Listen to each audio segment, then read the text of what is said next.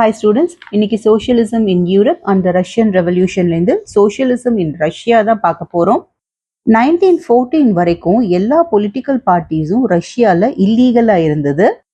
1898ல் சோஷியலிஸ்டால Russian social democratic workers party அப்படின்னு ஒன்று ஃபார்ம் பண்ணாங்க. இவங்க எல்லாம் மார்க்ஸோட ஐடியாஸை தான் ரெஸ்பெக்ட் பண்ணியிருந்தாங்க. அதை ஃபாலோ பண்ணி தான் இந்த பார்ட்டி ஃபங்க்ஷன் ஆகிட்டு இருந்தது.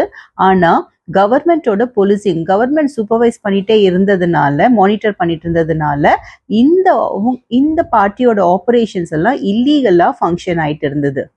ஸோ இந்த Russian social democratic workers party news paper setup பண்ணியிருந்தாங்க, ஒர்க்கர்ஸை மொபிலைஸ் ஒன்னா சேர்த்திருந்தாங்க அண்ட் ஸ்ட்ரைக்ஸும் ஆர்கனைஸ் பண்ணாங்க.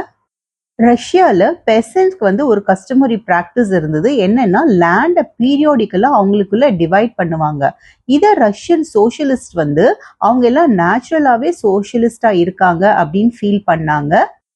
அதனால சோஷியலிஸ்ட்டை பொறுத்த வரைக்கும் பெசன்ஸ் தான் ரெவல்யூஷனுக்கு முக்கிய ஃபோர்ஸாக இருக்க போகிறாங்க, மெயின் ஃபோர்ஸாக இருக்க போகிறாங்க, ஒர்க்கர்ஸ் கிடையாது. மற்ற கண்ட்ரீஸை கம்பேர் பண்ணும்போது ரஷ்யா இன்னமும் ஃபாஸ்ட்டாக சோஷியலிஸ்டாக ஆகிடும் அப்படின்னு பிலீவ் பண்ண ஆரம்பிச்சாங்க.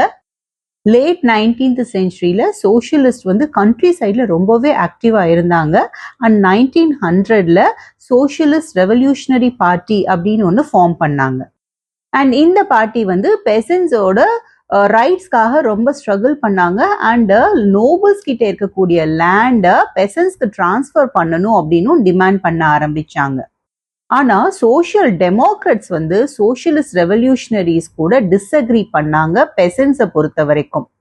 ஏன்னா லெனின் என்ன ஃபீல் பண்ணாரு அப்படின்னா, பெசன்ஸ் ஒன் யுனைடெட் குரூப்பா இல்லை.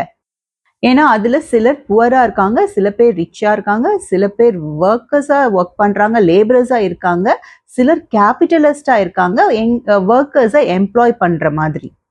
இந்த மாதிரி அவங்களுக்குள்ளேயே ஒரு டிஃபரன்சியேஷன் இருக்கும்போது இவங்க எல்லாருமே சோஷியலிஸ்ட் மூவ்மெண்ட்ல ஒரு பார்ட்டா இருக்க முடியாது அப்படின்னு லெனின் சொல்லியிருக்கார். அண்ட் இந்த பார்ட்டி சோஷியலிஸ்ட் ரெவல்யூஷனரி பார்ட்டி ஒரு சில ஸ்ட்ராட்டஜி ஆஃப் ஆர்கனைசேஷன் மூலமா டிவைட் ஆயிருக்கு. அதாவது போல்ஷ்விக் குரூப் அண்ட் மென்ஷ்விக் குரூப்னு. இதுல போல்ஷ்விக் குரூப்பை லீட் பண்ணது விளாடிமிர் லெனின். அவர் என்ன ஃபீல் பண்ணார் அப்படின்னா, சாரஸ் ரஷ்யா மாதிரி ஒரு ரிப்ரெசிவ் சொசைட்டில பார்ட்டிஸ் டிசிப்ளின்டா இருக்கணும். அதாவது எத்தனை நம்பர் ஆஃப் மெம்பர்ஸ் இருக்காங்கிறது கிடையாது, அவங்கள ஒரு கண்ட்ரோல் இருக்கணும். அந்த மெம்பர்ஸோட quality is very important. And இன்னொரு குரூப் யாரு அப்படின்னா மென்ஷ்விக்ஸ். அவங்கள பொறுத்த வரைக்கும் பார்ட்டி எல்லாருக்குமே ஓப்பனா இருக்கணும். ஸோ இவங்க தான் இருக்கணும், இவங்க இருக்கக்கூடாதுங்கிற கண்ட்ரோல்லாம் கிடையாது, யார் வேணா அதுல மெம்பர்ஸா இருக்கலாம் அப்படிங்கிறது மென்ஷ்விக்ஸோட ஐடியாலஜி. ஸோ இதோட இந்த செஷன் எண்டுக்கு வந்தாச்சு. Thank you students.